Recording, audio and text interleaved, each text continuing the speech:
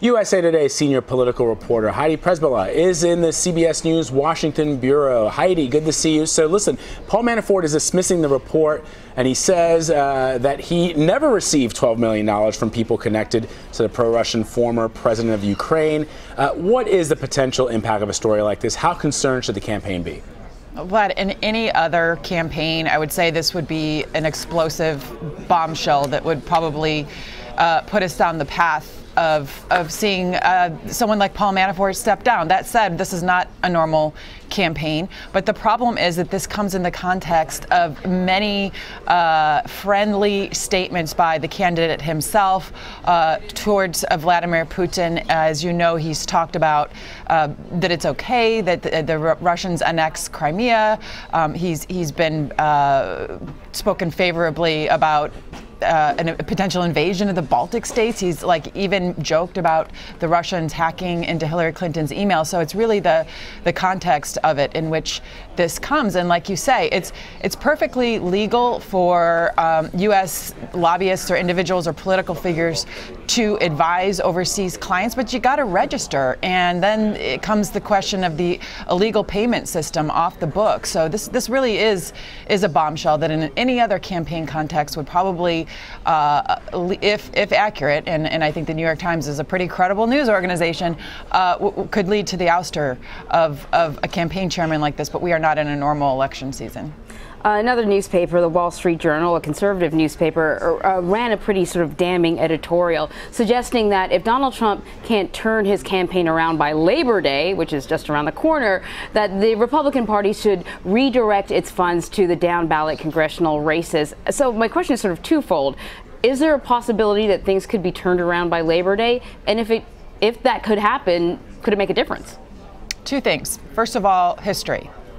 In the past 16 presidential elections, the candidate who's leading, and not even by this big of a margin, after the conventions is the candidate who usually wins. Then bring in the unique aspect of Donald Trump and his struggles to stay on message. And my answer to you is that it's a really uphill battle. Even if he did tomorrow decide to do what his advisors and what the RNC has been urging him to do for months, which is to just stay on message, make this election about a referendum on Hillary Clinton, play to his advantage on the economy. I think what's happening is that post-convention, we're seeing some of these numbers starting to gel and harden a bit with the more moderate Republicans, with independent voters. And I think it's going to be very hard once for the RNC, once they see several more rounds of polling that confirms these numbers, not to say, look, strategically, we don't have a choice. We don't have a choice by the time we get to late September or early October, not to start shifting some of those resources. And by the way, it wouldn't be unprecedented. They did this in 1996 with Bob Dole when it became clear that he didn't have much of a chance against Bill Clinton, had to cut bait and direct some of that money towards the down-ballot candidates. Heidi, let's talk about today. Donald Trump is set to unveil an anti-ISIS plan in Youngstown, Ohio. His campaign says it will call for a restriction on immigration from countries with histories of exporting terrorism. We know that it will probably play very well to his base. One of the things that a lot of people have said is it doesn't appear that Donald Trump knows how to deliver a message to the general electorate. So what do you think people will say about this? First of all, you got to assume that people are even going to hear much about it, because this Manafort story is such huge news that I think it's going to overshadow a lot of his message today. That said, it is basically on that message about the immigration requirements more detail, a little bit more detail than what we've heard in the past. And the thing that stuck out to me was that he's perfectly comfortable saying that as part of his system for vetting people from countries that are sympathetic to terrorists, that he would pose a religious test, that he'd ask people about their religious background and their beliefs and their commitment to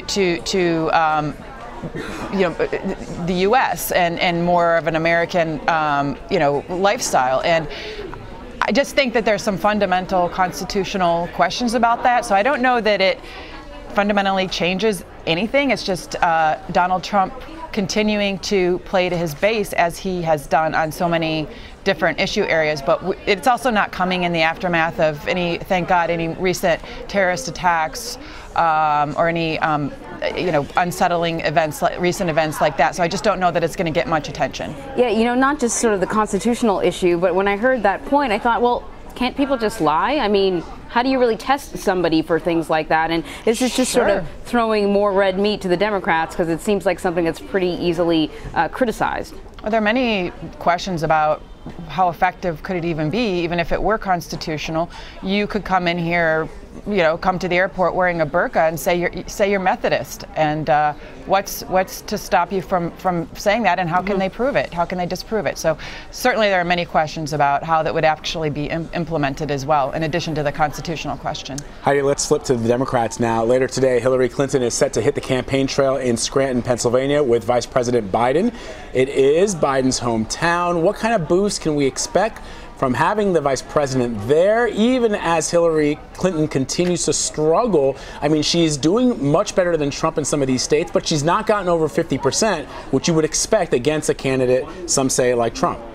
She's starting to do better in her own right in Pennsylvania, which obviously a critical state, because Donald Trump has said that these Rust Belt states are his path to the presidency.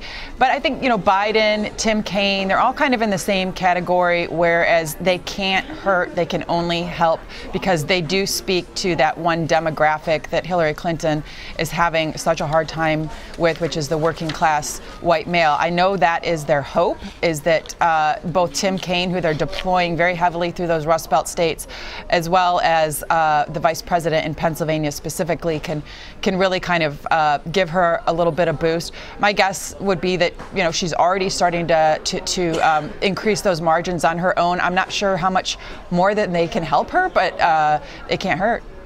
All right, Heidi Przybyla in Washington. Heidi, thanks. Thank you.